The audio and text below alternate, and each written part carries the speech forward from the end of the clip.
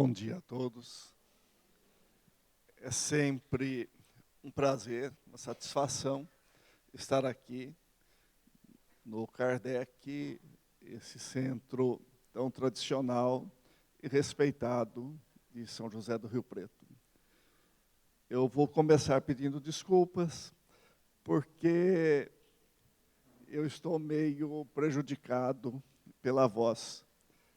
Eu me lembro de quando eu era estudante do antigo ginásio estadual, eu acho que eu tinha a voz muito bonita, porque naquele tempo a escola tinha uma disciplina que se chamava música.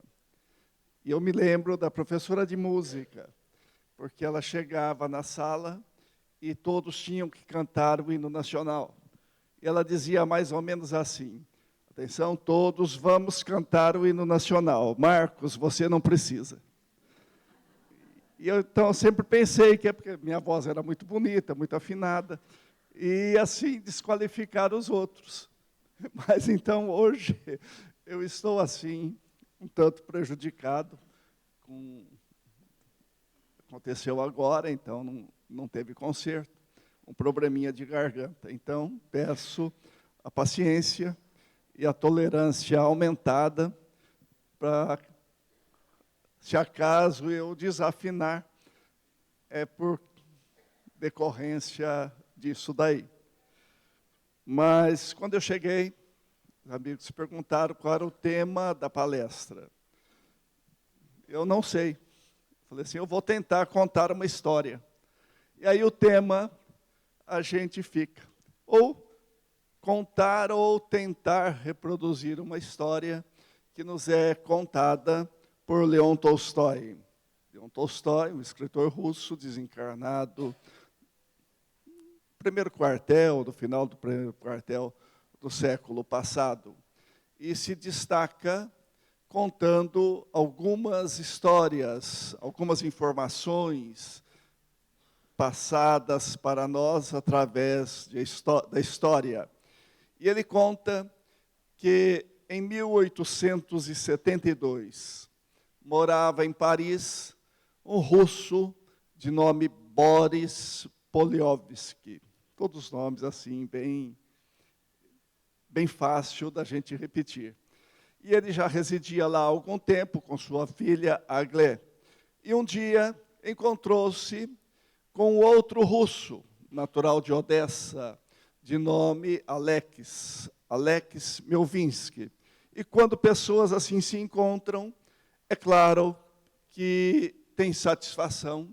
E o Boris convidou o Alex para um jantar em sua residência, um jantar onde deveriam comparecer não só o Alex, mas também Victor Hugo e Vittorio Sardou, personagens conhecidas de nós espíritas, mas romancistas renomados franceses.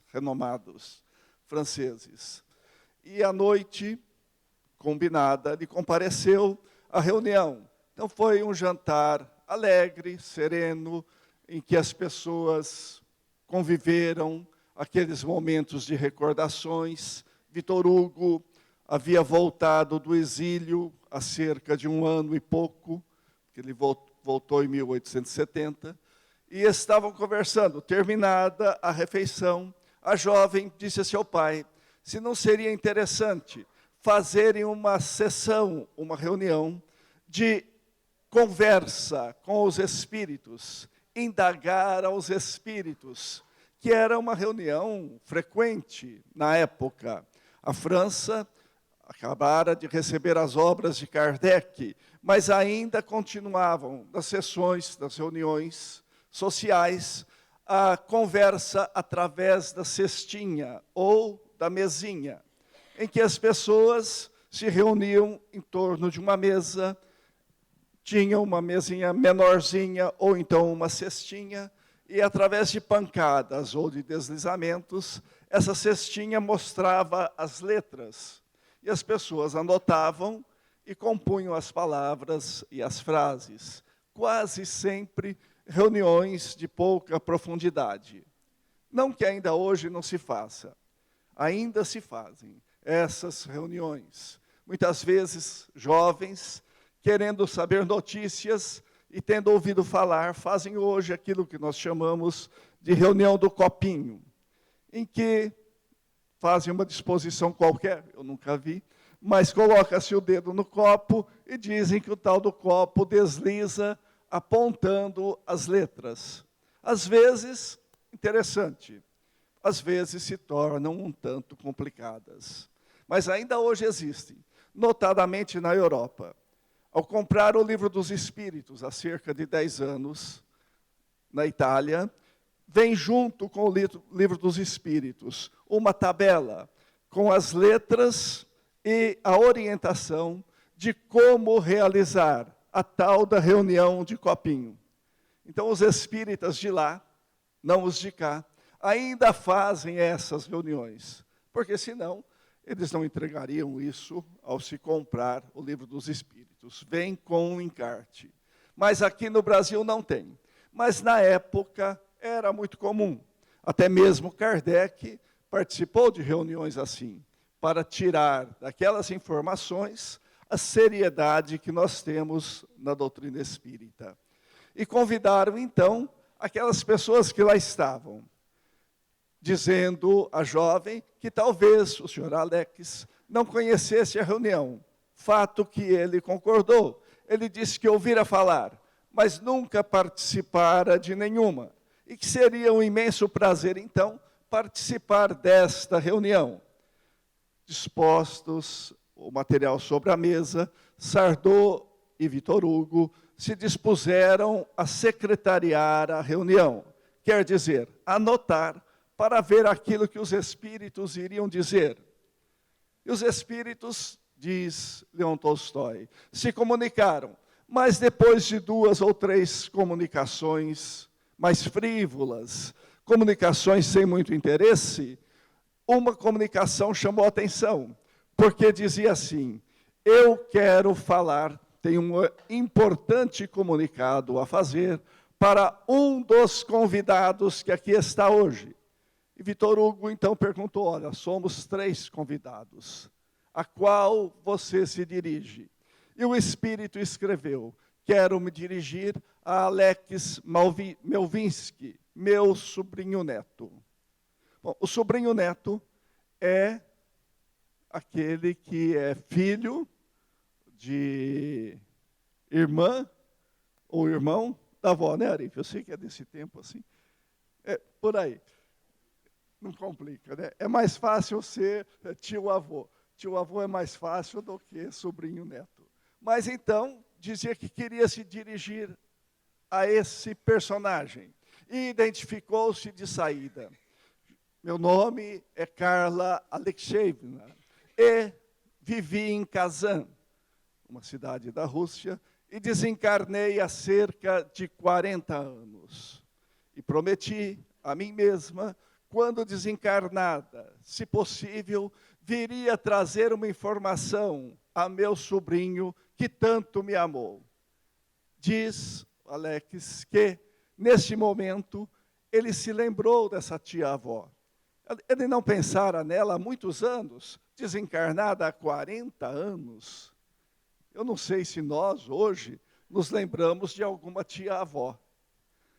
A gente se lembra, muitas vezes, da avó, do avô. Mas de tio-avô, alguém lembra? Eu nem sei se eu tive. Mas ele se lembrava. Ele se lembrou de tudo naquele momento, porque ele a conhecera quando tinha 10 anos de idade. Ela faleceu quando ele tinha 13 anos de idade. Portanto, há já bastante tempo. Agora ele era um senhor respeitável, de cerca de 53 para 54 anos de idade. Mas veio em sua mente todo aquele momento em que ele conhecera a sua tia-avó, que o marcara muito em sua existência. E ele se lembrara que ouvira falar de Carla Alexeyevna pela primeira vez em sua casa, em Odessa, ouvindo sua mãe e sua avó conversarem. E em certo dia, a sua avó dizia para a mãe que deveria ir a Kazan, por ocasião de um batizado. O batizado de alguém que era tutoriado por Carla Alexeevna. Mas era um batizado especial, porque a criança que deveria ser batizada, são as crianças que eram batizadas na época, era, na verdade, um jovem de 21 anos, que fora deixado daquela forma, sem o batismo, pela promessa de sua mãe. Ele, quando criança, muito nova, teve um problema, uma bexiga, uma enfermidade dessas, que ameaçava a sua vista. E a sua mãe fez, então, uma promessa. A Nossa Senhora de Kazan, que é a Nossa Senhora, é a mesma, que se ele se salvasse, ela não o batizaria, até que ele completasse 21 anos de idade. Mas não só isso, também não cortaria o seu cabelo, só cortaria o seu cabelo depois do batizado. Tem algumas mães que têm umas ideias estranhas, né? Que fazem promessas, mas para os outros, né? Para os outros cumprir. Imagina o coitado do rapaz, 21 anos de cabelo comprido, sem batizar. Bom, batizar também não é uma grande coisa, pelo menos para nós espíritas. Para os católicos, sim. Para os católicos, é uma coisa respeitável e que deve ser feita. Nós espíritas sabemos que esse cerimonial, ele é em si mais ou menos vazio. Não quer dizer nada você jogar água na cabeça de alguém ou mergulhar alguém dentro de água. O que importa, na verdade, é o conhecimento da doutrina cristã. E ser batizado no fogo da vida, na experiência diária. Mas o rapaz não tinha jeito. Aqui em Rio Preto, eu não sei como é que andam as promessas. Mas eu conheço. Eu não vou dizer quem é, não, porque senão todo mundo fica sabendo que é a Silvia. E quando ela vier aqui, vão falar, olha ela. Teve um tempo, tadinha, que a mãe dela fez uma promessa que ela sairia de anjinho na procissão. Mas ela era pequenininha, não era grande, não. Eles eram católicos naquela época. E ainda tem isso, né? De vez em quando tem anjinho desfilando por aí. Promessa das mães ou dos pais para que os filhos cumpram. Eu estava pensando em fazer uma promessa para o Arif cumprir, né? Eu só estou decidindo assim, o que vai ser. Se é subir uma escadaria de joelho, sei lá. Eu vou pensar, depois eu te aviso. Mas aí você cumpre. Mas não tem sentido. Tem gente que promete coisas engraçadas, né? Eu conheço uma pessoa que passou um ano sem tomar Coca-Cola. Ela tinha vontade de tomar Coca-Cola todo dia. Porque Coca-Cola é uma bebida saudável, todo mundo sabe disso. Mas ela fez uma promessa. Não tomaria Coca-Cola por um ano. Grande coisa, né? Não tem sentido promessas, embora muita gente ainda as faça. Mas então, e havia uma expectativa, porque o patriarca da religião que eles frequentavam não era muito a favor, não. E aguardava-se um pronunciamento dele, depois do batizado.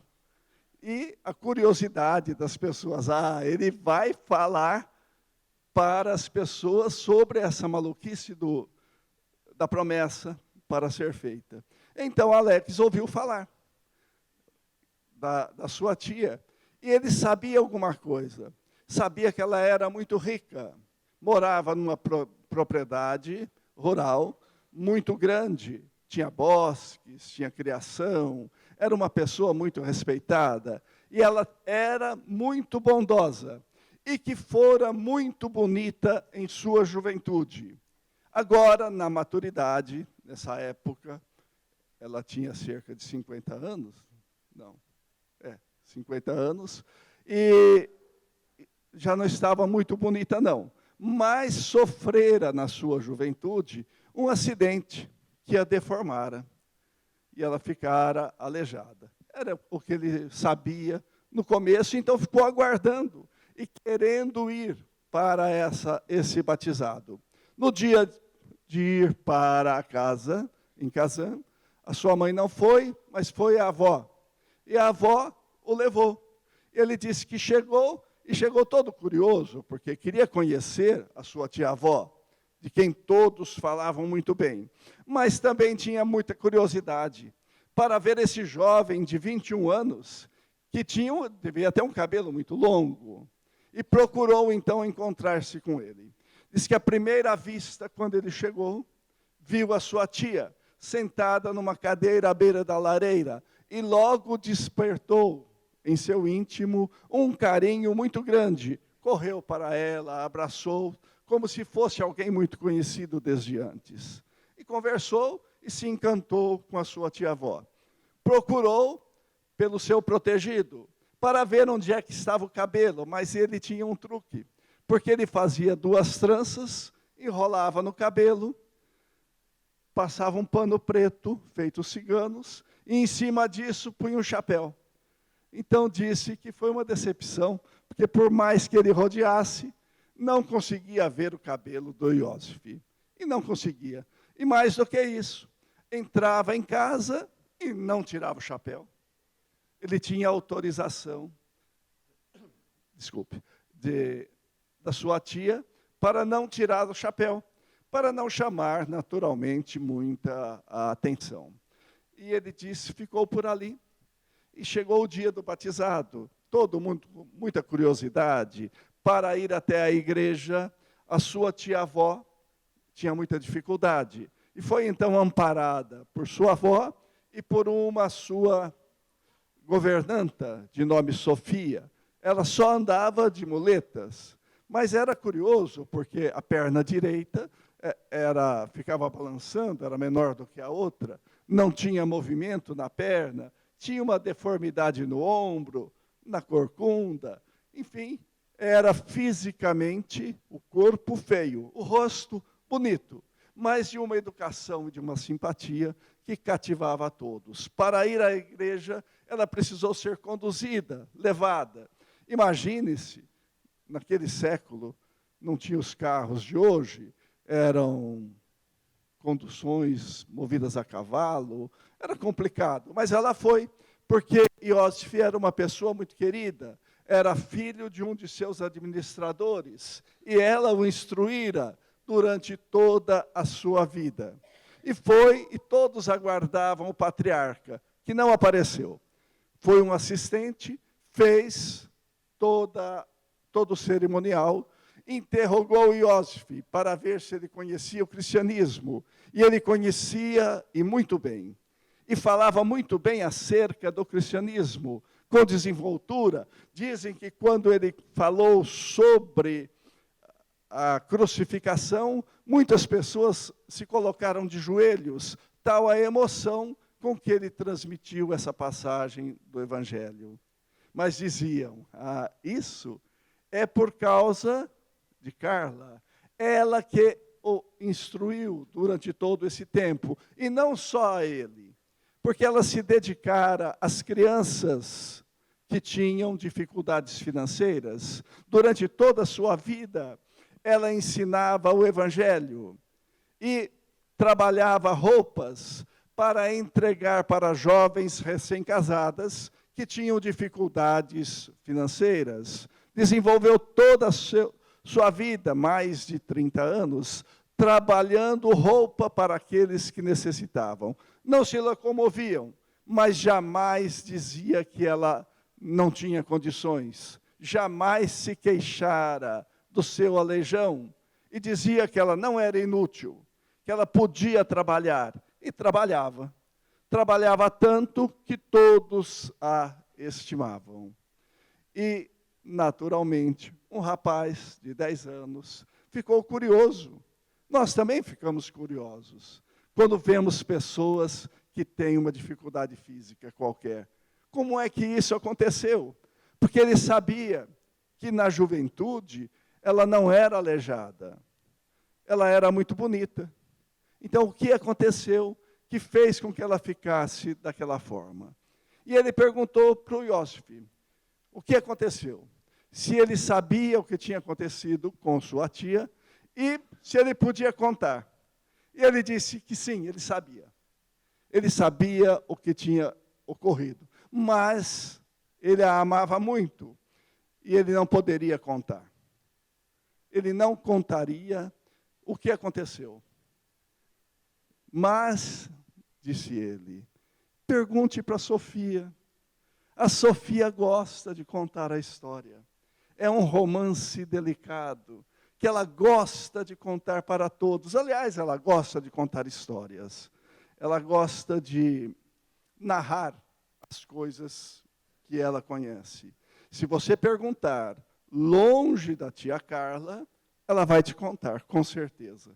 Ele aguardou a oportunidade que surgiu um dia em que estavam trabalhando na sala e sua tia não estava próximo. Então ela perguntou para Sofia se ela conhecia, se sabia da história, o que havia acontecido. Ela disse que sim, sabia sim, e que contaria com muito prazer, e que era uma história que precisaria ser divulgada, porque muita gente, por muito menos do que passou a sua tia, haviam se suicidado.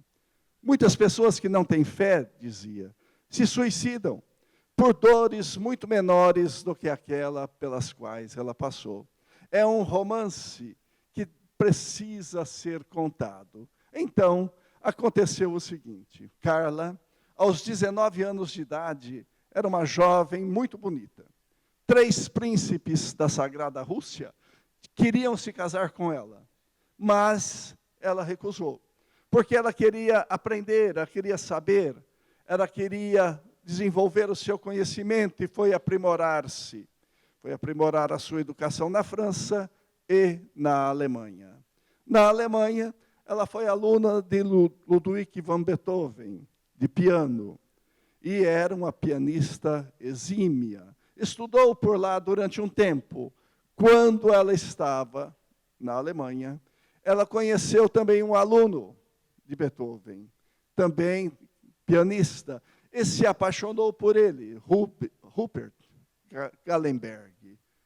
Estudaram, começaram um namoro, se apaixonaram, mas ela terminou o seu tempo de Alemanha e precisava voltar para a Rússia. Ele, então, um conde, resolveu que iria também. E ela foi, tempos depois ele também foi para Kazan, comprou uma propriedade para dedicar-se à agricultura e marcaram o casamento. Faltava um mês para se casarem. Todos com muita alegria, todos com emoção, aguardavam aquele casamento. Os convidados já começavam a chegar, porque as festas naquele tempo não eram como as de hoje. Demorava muito mais tempo, muito mais dias. E chegaram de longe os familiares, hospedavam-se na cidade, movimentavam o comércio, e estava tudo se transcorrendo conforme o planejado. Até que um dia, Rupert teve uma ideia de convidar Carla para ir à sua propriedade, visitar a casa onde deveriam residir após o casamento. E Sofia faz, então, um comentário. Dizem os antigos que a noiva não deve conhecer a residência onde vai morar depois de casada. Isso traz infelicidade. Isso dá azar. Nós, aqui no Brasil, sabemos que isso não é verdade. O que o noivo não pode é ver a noiva vestida de noiva antes de casar. Porque dá azar. Eu não sei se é verdade, mas que o pessoal fala, fala. Então, o noivo procura não ver. Lá, ela não via, não deveria ir à casa do seu futuro esposo, mas marcaram uma visita para a propriedade. E no dia, todos acharam uma ideia muito feliz, todos os familiares. No dia foram, saíram de manhã e foram a cavalo, como era o costume, para essa propriedade, onde deveriam ver o que estava acontecendo, uma propriedade bem arrumada, uma propriedade muito bonita. Passaram o dia, tomaram seu lanche, todos se divertiram. Na hora de voltar, logo no final da tarde, novamente tomaram os seus animais para voltar. E saíram à frente o Rupert e a Carla, em animais fogosos, correndo pela estrada. Ao passarem por um bosque, 2 coelhos saíram da mata, atravessaram a estrada e assustaram os cavalos. E o cavalo onde estava a Carla disparou de forma violenta, pulou e, ao saltar sobre um riacho, ela se desequilibrou, caiu.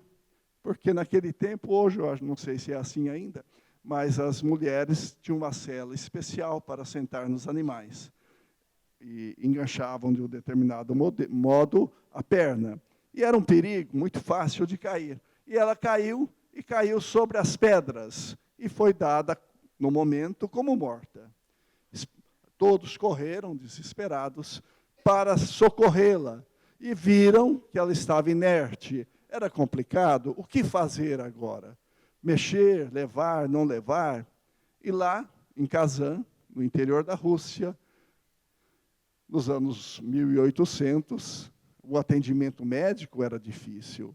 Mas, mesmo assim, foram à cidade, buscaram uma carroça para que ela pudesse ser transportada para a cidade. E foi.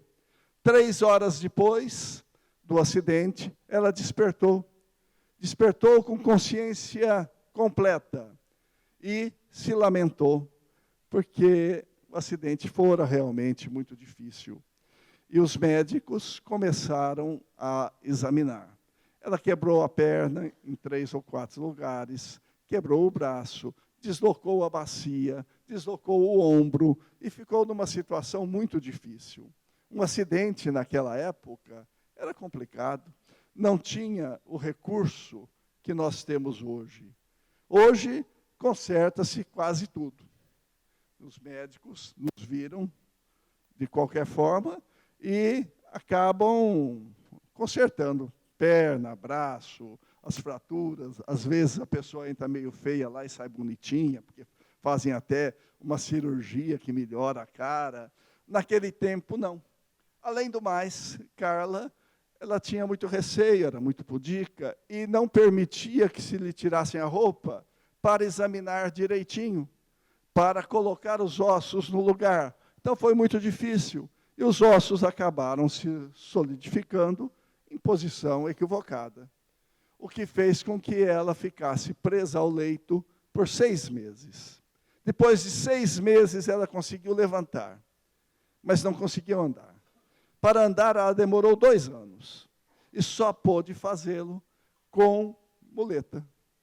E então, ficou numa situação muito complicada, muito difícil. Ela interrompeu o noivado e disse que não poderia mais se casar de forma alguma. O conde queria se casar mesmo assim, mas ela disse que ela não tinha o direito de exigir esse sacrifício dele.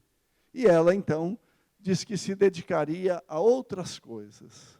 E disse que tivera um sonho, conversara com entes durante o sonho, e deveria então se dedicar ao trabalho em benefício daqueles que necessitam. E ela então começou a estudar o Evangelho, a ensinar o Evangelho e a costurar para aqueles que necessitavam.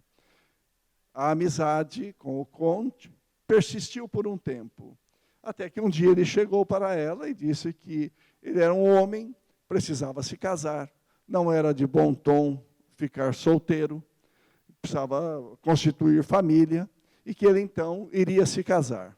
Aliás, casou-se com uma amiga da Carla. A sua amiga não foi visitá-la, e ela também não foi visitar a amiga. Mas continuaram amiga, ela compreendeu com serenidade e disse que é verdade, ele tinha que se casar. A amizade continuou por um tempo e depois, é claro, com o passar dos anos, foi esfriando e ele deixou de frequentar a casa de Carla. Mas ela nunca se queixou, ela nunca reclamou e disse que não era inútil. Então ela trabalhava, não saía de sua casa, coordenava tudo de dentro de casa, mas coordenava com amor e carinho, por isso que todos a estimavam. 3 anos depois, ela vem a desencarnar. Então, o Alex se lembrou se lembrou da sua tia, dessa história, e ela continuou, então, a escrever. E sugeriu que Vitório Sardô não continuasse com a cestinha, que era muito difícil, que ele tomasse um lápis, que ela escreveria por sua mão, e escreveu, então, com mais clareza e rapidez. E disse que, pelo amor que ela sentia no Alex, desde aquela época, e pelo carinho que ela dispensava a ele, ela procurou e pediu a misericórdia divina, que quando ela pudesse, ela viesse explicar para ele o motivo do seu sofrimento. Por que ela teve que passar por aquela dificuldade? Sofia já havia lhe dito que alguns casamentos não são abonados pela lei divina. Alguns casamentos, nós sabemos hoje, eles se realizam de fato quando ainda somos espíritos. Combinamos com aquela que deve ser nossa esposa ou com aquele que deve ser nosso esposo, para nascermos, constituirmos famílias e nos casarmos. Claro que nem todos são assim. Existem casamentos casuais, existem casamentos estranhos, mas, em geral, esses casamentos que dão certo são aqueles que foram discutidos na espiritualidade e aprovados por nossos orientadores. E ela, então, disse que o dela, a Sofia havia dito já antes, não foi abençoado pela lei divina. A lei divina não queria que eles se juntassem. E ela veio, então, dizer por quê.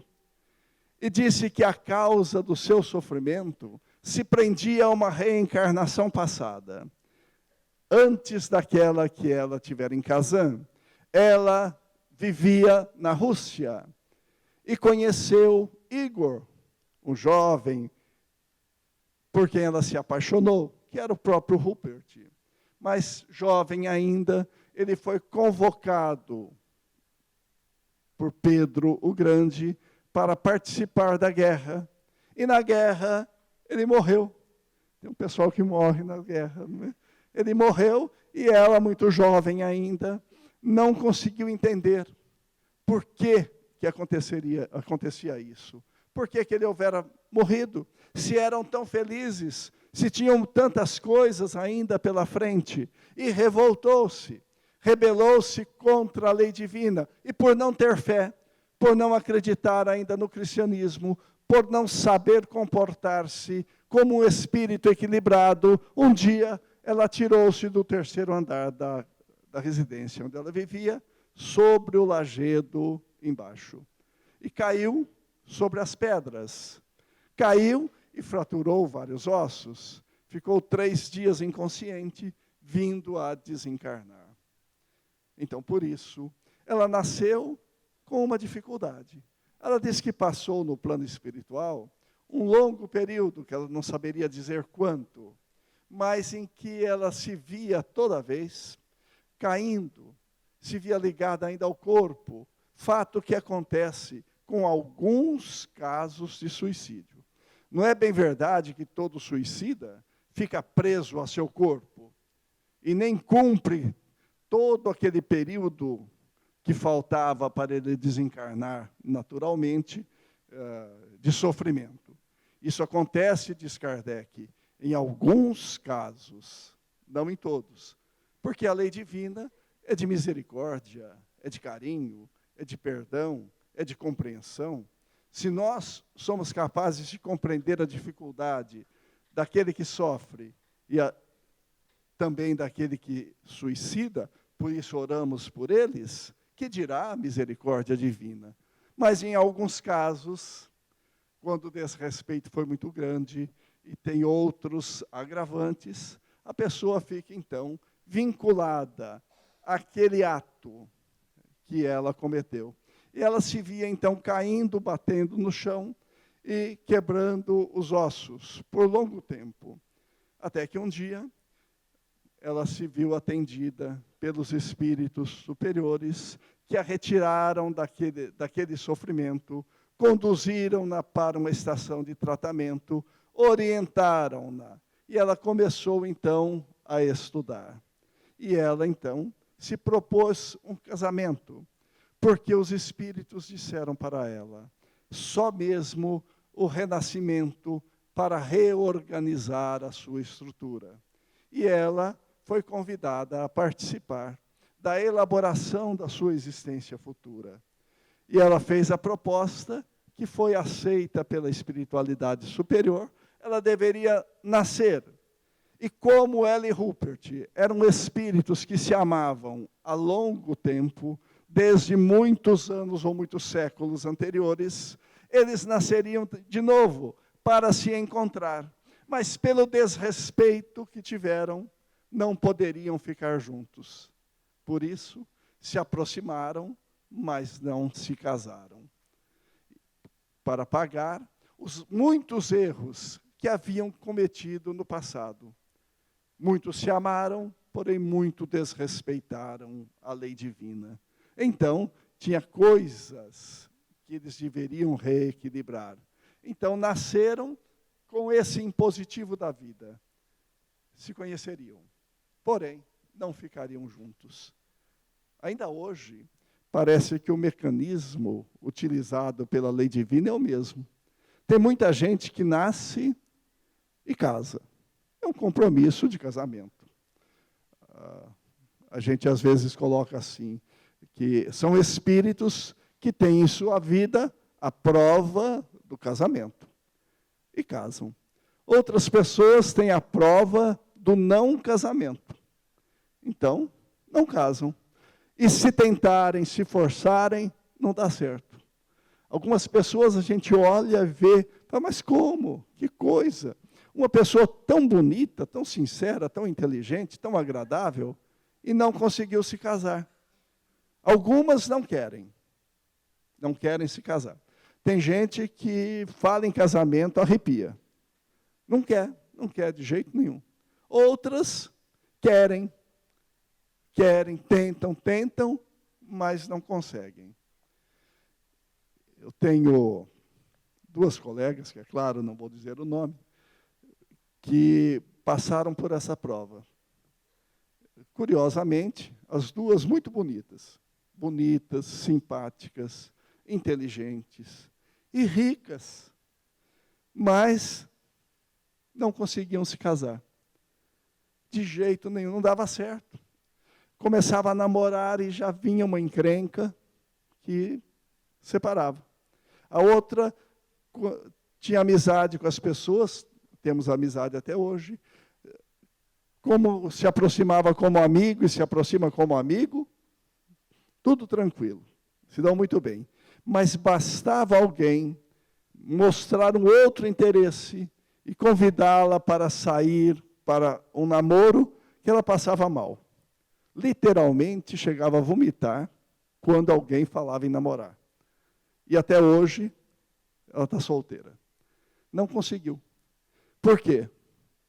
Bom, nesse caso a gente sabe a história. Mas porque não está em seu plano de vida.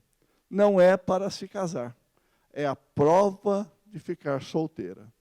A outra casou-se. Casou-se, já tinha mais de 40 anos. E 5, 6 anos depois, o marido desencarnou, ficou viúva. Está viúva até hoje. Não tem a prova do casamento. Não está concorde com a lei divina. Tem em seu passado, certamente, existem coisas que impedem para que ela possa reequilibrar-se. E Carla e Rupert eram assim, não poderiam ficar juntos. E ela fez uma coisa muito pior que algumas pessoas fazem hoje.